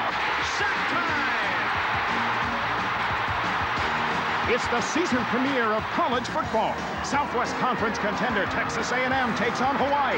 Then perennial powerhouse Nebraska battles Baylor in a live doubleheader. Saturday, September 1st on ESPN. Bob Jenkins, Ned Jarrett, Benny Parsons, John Kernan, Dr. Jerry Punch back at Bristol International Raceway in the closing laps of the Busch 500. Ernie Irvan, car number 4, leads. Rusty Wallace, 27, is second. There, Ernie Irvan's finishes on short tracks in the first half of the season. Now the leader approaches some slower traffic. That's Butch Miller in 98, getting a little out of shape coming out of second corner. Yeah, I think you got a little bit of tap from Ernie Irvan there. Ernie just barely misjudged him where the rim of his car was. Next Sunday, Winston Cup racing on a completely different kind of racetrack. The Heinz Southern 500 live here on ESPN next Sunday afternoon at 1 o'clock Eastern, a Labor Day weekend tradition. The Heinz Southern 500 a week from tomorrow at 1 o'clock in the afternoon here on ESPN. That's a racetrack that's just about as tough as this racetrack, but a mile longer. Yeah, it's bigger, but it's as tough. Rusty Wallace's short track finishes this year. You can see that he's had 3 top 10 finishes out of the 4, including a second. This would be the season that Rusty Wallace can really make some headway because he's very good on the short tracks. But then And again, so are Dale Earnhardt and Mark Martin and Jeff Bodine, for that matter, because he has led most of the laps on the short tracks this year. Jeff Bodine has. Ernie Irvan's not been too bad tonight, gang. That's for sure. And all of a sudden, Rusty Wallace is not putting the heat on like he was a few laps ago. Ernie's got about 10 car lengths, and it's staying there. We talked about earlier the Morgan McClure Racing team being from nearby Abington, Virginia. This is their 161st Winston Cup start. Could it be the winner? We'll know in 38 laps. I do. That's good. That's good. There is Mark Martin running third. And Mark Martin, hey, every race car driver wants to win. Oh, Mark Martin and Schrader get together coming off the second corner. That was close. You know, every race car driver wants to win every race they're in, but if Mark Martin, Jack Roush, and his team could leave here with a third place finish, I think they'd have to wipe their brow and say, we got out of this deal. Job well done. He and Schrader continue to run side by side. Look at the outstanding performance of Mark Martin on the short tracks. First, second, sixth, and seventh, and here comes Dale Earnhardt. Remember, though, he's a lap down, trying to make it up after having to come in for a flat tire. So this is not, he's not racing Mark Martin for position. He will be a lap down to Martin if he goes by. The number 1 car of Terry Labonte is fourth. Terry having a good run here tonight. He was a lap down at one time. There is Rusty Wallace still pursuing Ernie Irvan. Well, that lead is vanished. Yeah, it has, and if Rusty is going to make a move, he maybe should think about doing it with 33 laps to go. Yeah, I would think that any time pretty soon now would be the time to do it. Look at Rusty just close up right on the back bumper of Ernie Irvan as he come off turn 4. Now down in turn 1. Rusty has 2 victories in Winston Cup competition so far this year. We saw a graphic just a moment ago that Mark Martin has 1 win on a short track. Folks, we're calling Richmond a 3/4 mile a short track. That's less than a mile, and I guess anything they say less than a mile is considered a short track. Some people kind of characterize that as a medium-sized track, but if you distinguish them only by short tracks and super speedways, why, that is a short track. Wallace still looking for the opportunity to pass Ernie Irvan. Hey, is this it? Ooh, he moves close. Ooh, they make a little bit of... Ooh, that was so close. So very, very close. Well, we're going to have to take another break, but if anything should happen, we'll record it for you and show you what happened right now. Ernie Irvan is leading the Busch 500. Stay with us. Pronto Auto Parts. From coast to coast, your local Pronto Auto Parts store features friendly service and quality auto parts at lower prices. Speed. For some, it's life. To win, all parts must work to perfection. The Motorcraft World Champions win with the same Motorcraft parts you can buy for your car. Motorcraft quality parts from Ford. When you need to know about auto parts, ask the pro at Pronto. Staying ahead of the competition means staying ahead of the times. Ford trucks, the best never rest. And with ideas like an exclusive push-button four-wheel drive system and the most advanced electronic automatic transmission, Ford trucks aren't just leading Chevy, they're pulling away. Ford trucks, the best never rest. The best-built, best-selling American trucks are built Ford tough. Back at Bristol, they continue to run in the same order. You really didn't miss anything during the commercial break. It's still Ernie Irvan leading Rusty Wallace, but by just a few car lengths. Back during the commercial break, it appeared to Benny and me that Rusty may have backed off a little to cool his tires. That's what it looks like. He backs up. He's right on Ernie's bumper. Oh, look here. He may be getting under him. That's Greg Sachs. They're passing here on the main straightaway. Rusty appears to be ready to make another challenge, but the car slides high in turn number 2. He went on the outside of Satchel, not able to get back to that inside groove. That preferred line had to go high through the corner. Lost a car length or two, but now he's back. But the car's wiggling. It's getting a little bit loose. And it's like Rusty has to calm down, let the tires cool, and then make another run at Ernie Irvan. Rusty again drops back several car lengths as the leader approaches some traffic now. Ernie Irvan is closing in to put a lap on. Dale Jarrett in 7th position. There is Dale, then white number 21 on the high side of the racetrack. And the chief mechanic on the 21 car, Leonard Wood, and there he is, has been named the Western Auto Mechanic of the race. And that's a tribute to him, to Dale Jarrett, and to Bob Johnson. And to Bob Johnson, that's right, the fellow who I think sets a car up at Bristol about as well as anyone. Now here's Ernie putting a lap on the 7th place car of Jarrett, so 6 cars now remain on the lead lap, and here comes Rusty again. Well, don't go away, friends. We've only got 19 laps to go, and Rusty Wallace would love to win this race. And with the racetrack as narrow grooved as it is, we may have a real shootout. Tell you what, I would not bet on either one of these fellas to win. It could be Mark Martin, who's back in 3rd.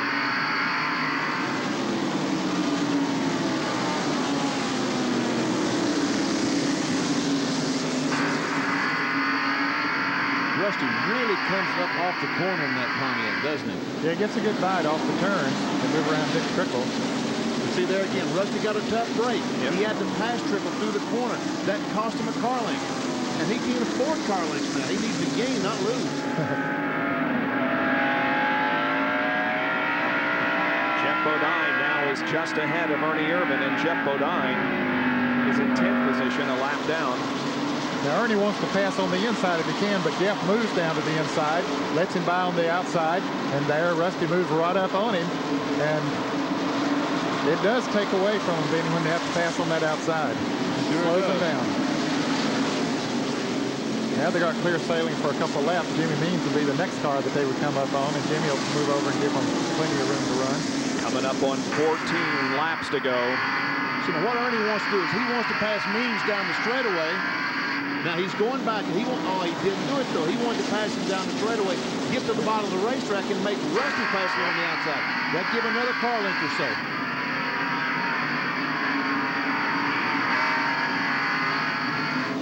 We're watching the battle for the lead. With 487 laps complete, it's Ernie Irvan leading Rusty Wallace.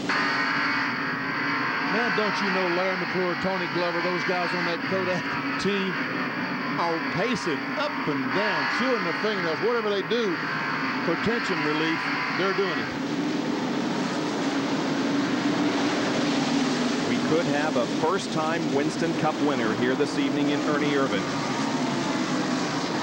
His best career finish was his 2nd at Michigan in June. Rusty is there. If Ernie slips, this race is going down the tube. Ooh, Rusty tried to get under him, almost spun coming off the 2nd corner. Yeah, the back end got very loose on him as he came off the turn. But he is really putting the pressure on. Now he's going to climb down on the inside going into the turn, but Ernie cuts him off going into the turn. Ernie guarding that low side of the racetrack. Less than 10 laps to go.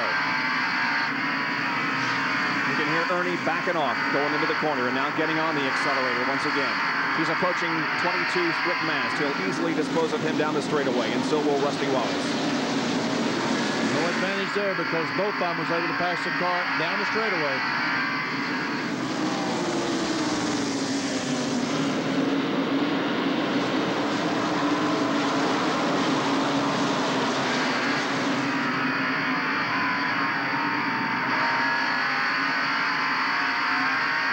Again, closing right up on the back bumper.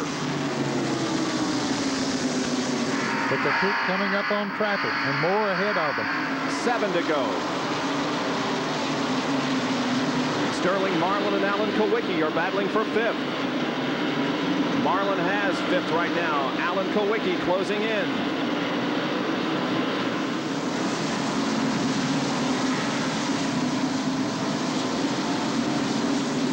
Irvan crosses the line with 6 more laps to go. Rusty once again tries so hard to get under Ernie, but as he comes off the corner and tries to get under, he loses the back end of the car.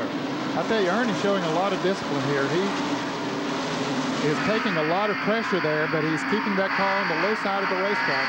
Oh, that time he slipped a little bit. We couldn't see it from inside the car, but I was looking at the car. He slipped in the middle of the corner, able to save the car and not let Rusty get underneath him. They're approaching traffic once again. Jimmy Spencer and Ken Schrader. 4 laps to go.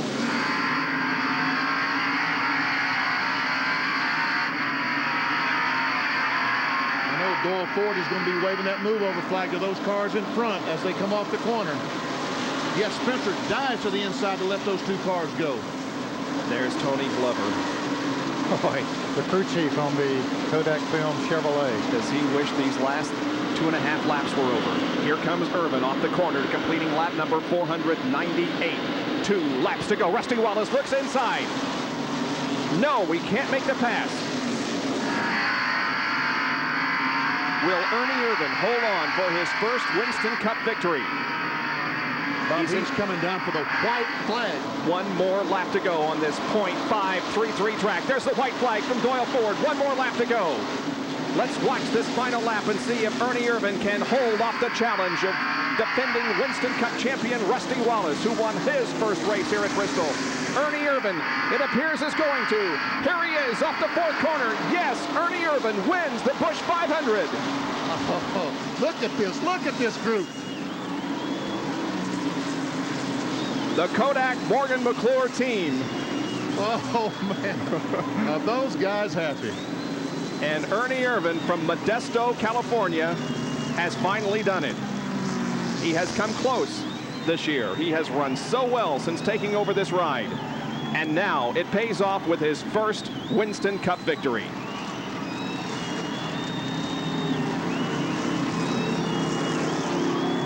Pretty awesome, huh, Bob? I tell you, the 58,220 people that paid admission to get in here tonight have seen a great one. And Jerry Punch is in the middle of a massive celebration. Or John Kernan, I'm sorry. John's getting knocked around a little down there as Ernie Irvan has made his way to the scales.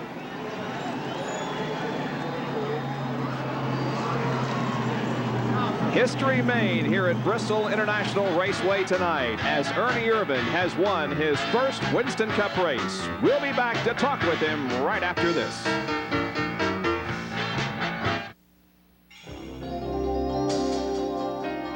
When we set out to engineer the ultimate spark plug, we put in a lot of long hours.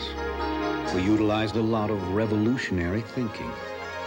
And all the while, our competition thought we were just shooting for the moon. Unfortunately for them, we shot a bit higher than that. Bosch Platinum, the ultimate spark plug. To locate a Bosch retailer or service outlet, call 1-800-882-8101.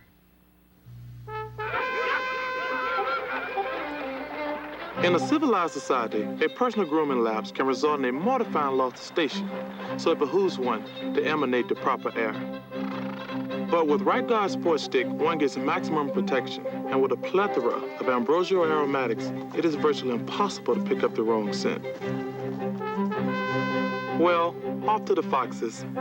Right Guard Sports Stick. Anything less would be uncivilized. Only 6 races remain as Ayrton Senna closes in on the World Championship. But Alain Prost is right behind him.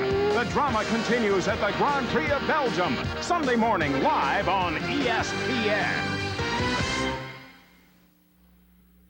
If you want the job done right, then trust the right paint. Come to Sears Labor Day paint sale. Our most popular weather beater satin finish exterior paint has been reduced to just $14.78. So see you at Sears. Sale ends Saturday, September 8th, so hurry. Ernie Irvan wins the Busch 500 with Rusty Wallace finishing in 2nd position, Mark Martin 3rd, Terry Labonte 4th, and Sterling Marlin finishes in 5th position.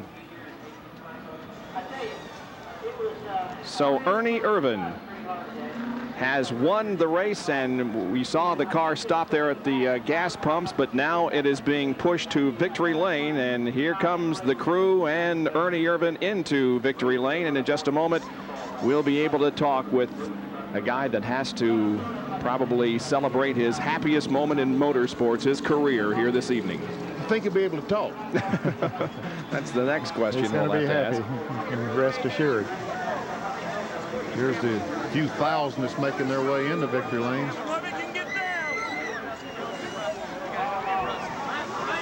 That's an important place, and everybody everybody wants to be there to share it with them. Want to be there to share it, especially when a man wins his first Winston Cup race.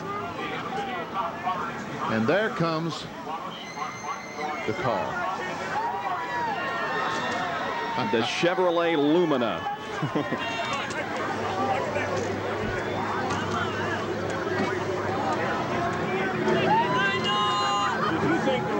There is Ernie. Boy, he's got to be very, very tired, but on the other hand, I would think that he would want to get out into the fresh air as quickly as possible so that we can talk with him. They got to get the obligatory hat on, though. Of course. All right, thanks. You want him now? Come on out, Ernie. Yeah, got to get the steering wheel off. There we go. Now he's going to be able to easily climb out of the Kodak Chevrolet. There's Ernie Irvan, the winner. And the road handler winner's circle interview with Jerry Punch. Ernie Irvan climbs out of the car, sits on top of the Chevrolet Lumina, and exhausted Ernie Irvan, but a big smile. Congratulations on an outstanding effort. I tell you what, I thought Bristol was tough, running in the back. It's a lot tougher running in the front. You can't make a mistake, Dale had a little bad luck, but we kept pressuring him, and then Rusty run me here at the end, and we were both loose. And I was making a lot of mistakes, but I happened to hang on. Now, Rusty really pressuring you at the end there. What were you thinking those last 15 or 20 laps when he would get right up underneath you coming off turn 2? Well, I was just not getting through the corner good. I just had to concentrate on it. As long as I concentrated, I knew he couldn't beat me. The guys in the tower, Benny Parsons and Ned Jerry, said you showed a lot of maturity. Didn't look like a young driver at all. Well, I appreciate that. I owe a lot to this crew. They got me in and out of the pits in the first 3 every time, and if it wasn't for that, I couldn't be where I'm at now. I know you got to be happy. A hometown win here in the 7th year for Morgan McClure Racing. Everyone in the stands standing, holding those big signs with number 4 on them. I tell you what, I bet you we had 7,000 fans here from Kodak, and we owe it all to them. Without that support, we couldn't have this Kodak Chevrolet in victory lane. An appropriate announcement today that Kodak would certainly be the sponsor for Ernie Irvan for the next 3 years. Young man from California picking up his first ever Winston Cup win here at Bristol International Raceway.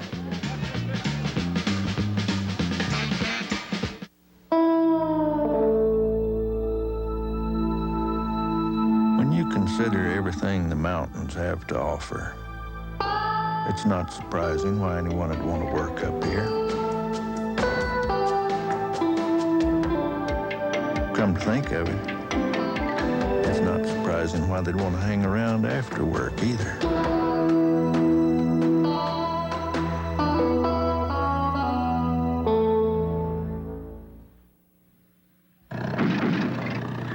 Car is that?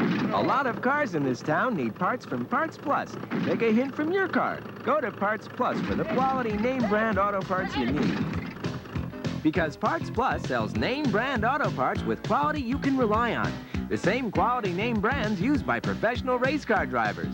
So the next time your car needs auto parts, come to Parts Plus. We're America's family of auto parts stores. We're Parts Plus.